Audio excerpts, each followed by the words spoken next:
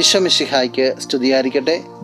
പ്രിയ സഹോദര സഹോദരി, നിനക്ക് നല്ല ഒരു ദിവസം നേരുക. ഈശോ നിൻ്റെ ജീവിതത്തെ സമർത്ഥമായിട്ട് അനുഗ്രഹിക്കട്ടെ.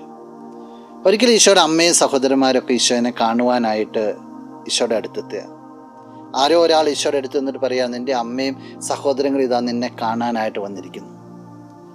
അപ്പോൾ ഈശോ കൊടുക്കുന്ന മറുപടി ഇപ്രകാരമാണ്. വിശുദ്ധ മത്തായി അറിയിച്ച സുവിശേഷം 12-ാം അധ്യായം 49-ാം തിരുവചനം. തൻ്റെ ശിഷ്യരുടെ നേരെ കൈ ചൂണ്ടിക്കൊണ്ട് അവൻ പറഞ്ഞു, ഇതാ എൻ്റെ അമ്മയും സഹോദരരും. നിൻ്റെ അമ്മയും സഹോദരൻ പുറത്തു നിൽക്കുന്നു എന്ന് പറയുമ്പോൾ ഈശോ ശിഷ്യന്മാരുടെ നേരെ കൈ ചൂണ്ടിയിട്ട് പറയാൻ, ഇതാണ് എൻ്റെ അമ്മയും എൻ്റെ സഹോദരനും. പിന്നീടുള്ള വചനഭാവം വായിക്കുമ്പോൾ നമുക്കറിയാൻ പറ്റും, സ്വർഗസ്ഥനായ പിതാവിൻ്റെ ഹിതം നിറവേറ്റുന്നവരാരോ അവരാണ് എൻ്റെ അമ്മയും സഹോദരങ്ങളും.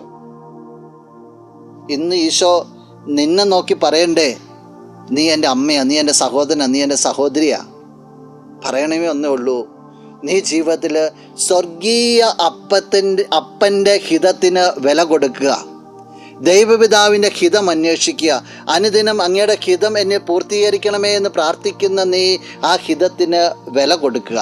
അപ്പോൾ നീ ഈശോയുടെ സ്വന്തമായി തീരും. ബ്ലഡ് റിലേഷൻ ഈശോ ചേർത്ത് പിടിക്കും. ഈശോയുടെ വാഗ്ദാനം ഇത്. ഈശോയ്ക്ക് വില കൊടുക്കുവാൻ, ദൈവപിതാവിൻ്റെ ഹിതത്തിന് വില കൊടുക്കുവാൻ നിനക്ക് സാധിക്കട്ടെ. നമുക്ക് പ്രാർത്ഥിക്കാം. കണ്ണുകൾ അടച്ചൊന്ന് കരങ്ങൾ കൂപ്പാം. നല്ലവനായ കർത്താവേ, നിന്നെ അങ്ങ് സ്തുതിക്കുന്നു, ആരാധിക്കുന്നു, മഹത്വപ്പെടുത്തുന്നു. ഈ വ്യക്തിയെ സമർപ്പിക്കുകയാണ്.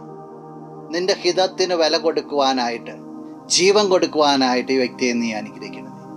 ഈ ദിവസത്തിന് വേണ്ടതായ കൃപകൾ, നന്മകൾ, സംരക്ഷണം എല്ലാം നൽകണമേ, ഇപ്പോഴും എപ്പോഴും എന്നേക്കും. ആമേൻ.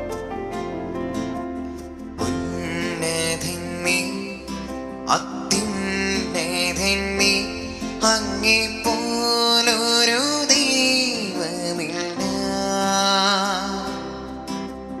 അത്ഭുതവാൻ അതിശയവാൻ നീ മാത്രമേ ദൈവമേ.